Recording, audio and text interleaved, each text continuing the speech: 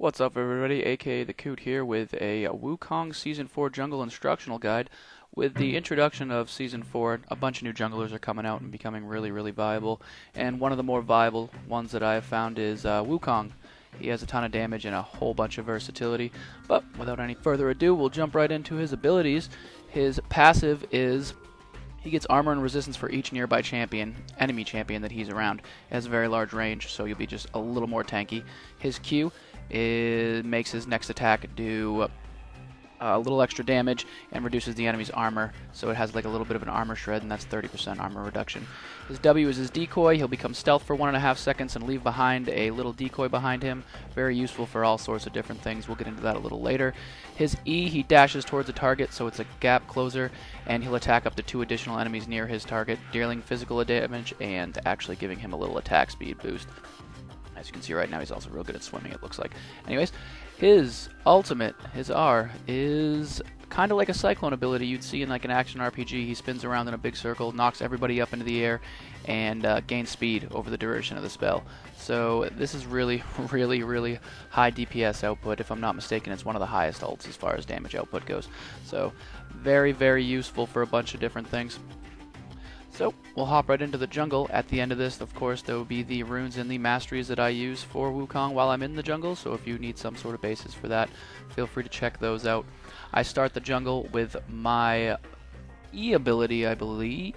1 second. Yeah, I use the E because it does a little AoE damage, but regardless, go in here. We got Tryndamere way out of position. He stops, I dash to him, he dashes away, but I use a little flash action here, and we go in and we secure the first blood.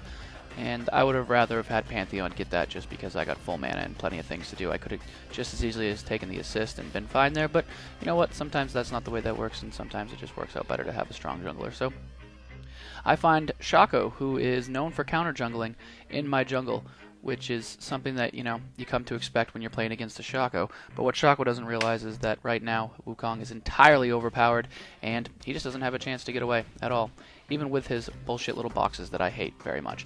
So we see Tryndamere coming in, he teleports in, and with some good communication, we get Pantheon back down here, Loki doing his job. He goes in and does a little damage, and we also get Yasuo who comes in, my friend Cece, and that combined makes it so we completely take a situation where I should have probably been ganked and turn it into a situation where instead we force him out of lane and he has no choice but to go back. So, all in all, that worked out good, a good encounter. There wasn't anything wasted there, but paying attention to when you see that teleport is very important, because that should have been probably a kill for Tryndamere if I wouldn't have let Loki know, hey, something's going down right now. And he had great situational awareness coming down and helping me out. So having a good team that you can communicate with is, as everyone knows who plays this game, the most important thing in the world. Pantheon's getting fed up top, and I'm going back into the jungle and staying in there.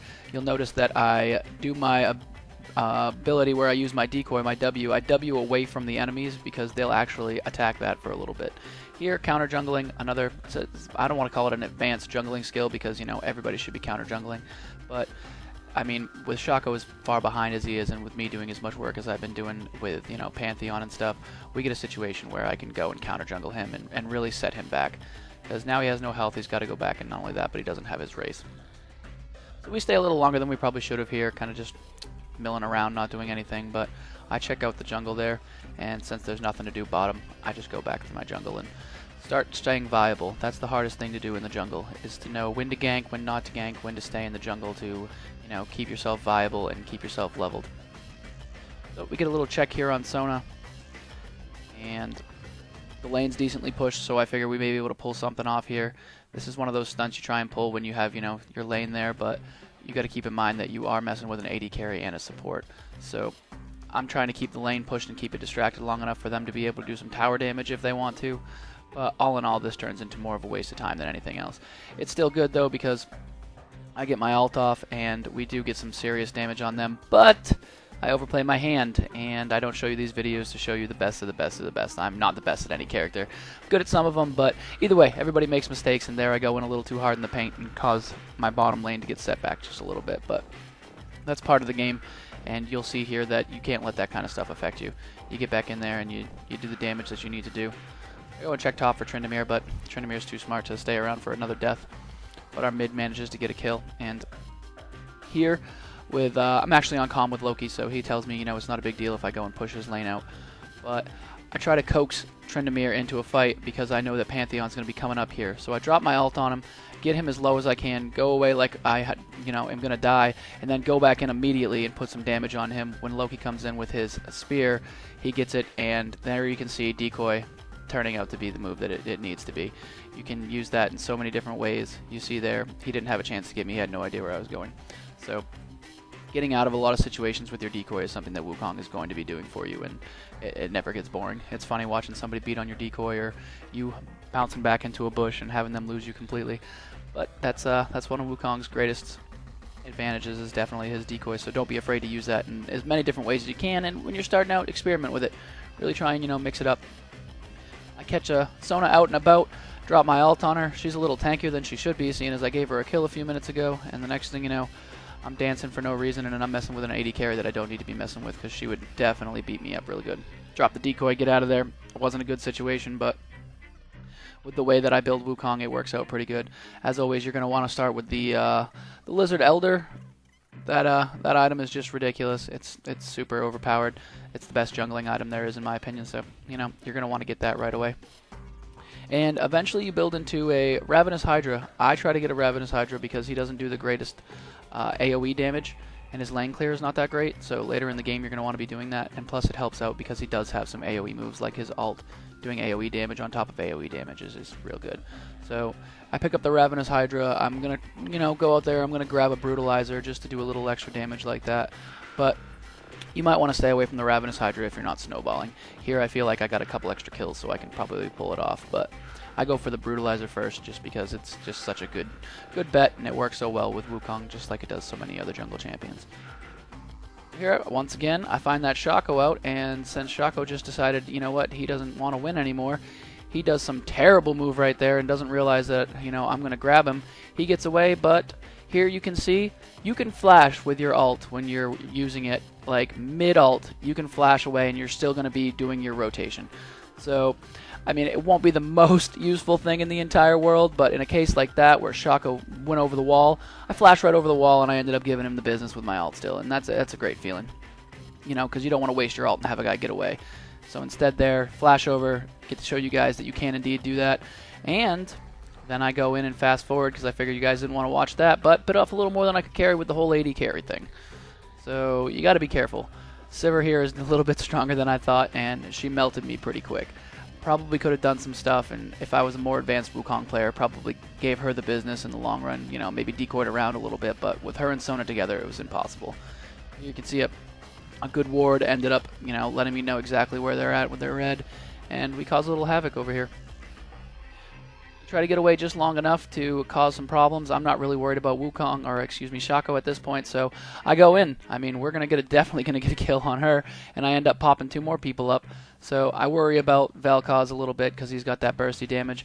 But here you can see we do some serious damage, and that Ravenous Hydra really does a little extra when Shaco has to leave that situation because of the fact that that little bit of AoE damage I did was enough to take him out of the fight. So make them waste a few wards. I love the scanner. If you're in the jungle, you can start with the actual warding thing. It's pretty legit, but at some point you're going to want to switch to the scanner because the scanner is going to make you a lot more viable in the jungle towards the end. You're going to be taking out people's wards, and if you don't at this point realize in the game, or if you're a beginner, you know, you need to take out wards. You also need to avoid Sonas who are fed. So once again, I'd like to point out I'm not the greatest Wukong player in the world, but I thought for sure I could take that Sona out being as fed as I am. And I end up feeding Sona, but you know what? Hell with it. She's just a support anyways.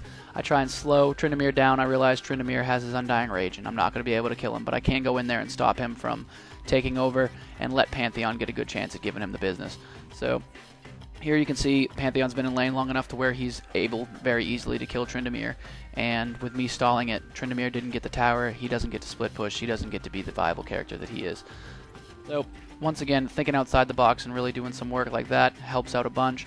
I leave her a decoy so she can, you know, try that, and then I end up spinning around uselessly for a few seconds and running into my old friend Sivir.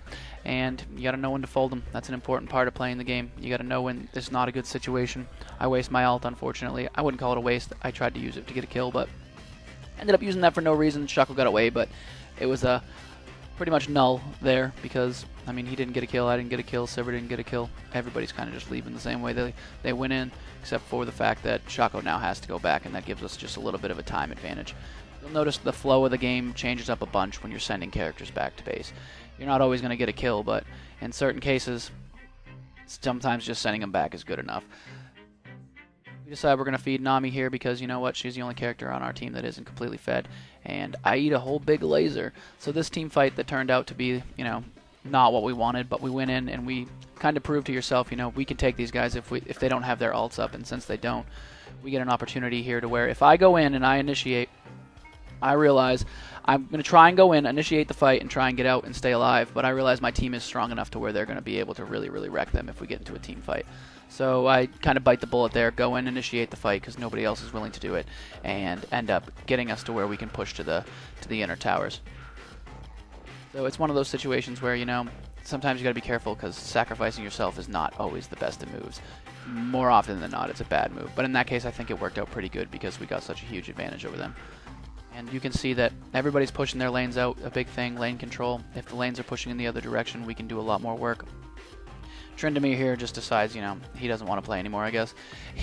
So he does really terrible and ends up getting blasted by that. I end up picking up the kill, which is funny because I like to steal kills from Loki. But regardless, ends up being another kill. I say, hey guys, why don't we try and take out Baron? They won't be expecting it. Valkaz comes in, wastes his ult, doesn't even bother trying to hit us. I go in, ult the shit out of them, try and keep this thing going. Get in there long enough to where I can grab a Sona for a little bit, but at this point we're so far pushed that, I mean, they can't really do anything about it. So we're going to keep pushing in here, and we're going to, you know, capitalize on the fact that we have Baron. I realize that they don't necessarily need me mid right now because there's just, you know, reason to have me mid with everybody else doing what they're doing. So Shaco gives me the old hoop-de-hoop. That does happen. Shaco has the ability to, you know, do the same thing I can with my decoy, so it wasn't a big surprise that he got away. It's actually more of a surprise that I killed him a whole bunch earlier. But now that Shaco's out of the picture and going back, I figure I can go back. We see him on the map. They're not reacting to them bottom enough. So I decide I'm going to go top, keep Shaco from doing anything. And here you can see a real good example of initiating with your decoy. If you go in with your decoy, it's gonna look like you're just standing there, but you're gonna be able to close the gap, and it's just a natural instinct to stare at what you think is the character. Even if you know a good Wukong, you're probably gonna fall for the decoy at least once. And there, I split push long enough for them to go and pick up the Drake, and we're back in it, you know, ahead with gold so far that you can't even really make a difference at this point. And Shaco's just gonna let me beat the hell out of him. So here, I kind of guess where he's going to be. End up doing pretty good here, but that stun right there pops me up just long enough for that tower to beat the hell out of me. I don't want to lose my Baron buff, so I run away and go back, but I see they don't need me, so here I feel like I have enough life leech to where I can hit the jungle, counter jungle a little bit, just in case, because you never know what they're going to try and pull, and I end up messing with this guy again. Pantheon comes in to try and save me, and we end up finding Tryndamere again in a bush, and at this point he knows that there's no way he's going to beat both of us. So there you can see you can use your decoy to go in, you can use your decoy to go out, you can use your decoy to actively make sure that the jungle minions aren't hitting you early on and taking a little less damage. And when you get the life leech, Wukong turns into just an all-around like killing machine. Here I go and I get a little more tanky because I don't have a reason not to. We get our final push into the base, which, you know, is always what you want to do. You're trying to win, and this was a ranked game too, so I kind of jumped in and decided I was going to try him out in a ranked game for no good reason, and ended up with the win. So all in all, a good game. Hope you guys learned something, and as always, the runes masteries are at the end. If you like the video, hit the like button, and if you want to subscribe, I'd appreciate it. So everybody take care.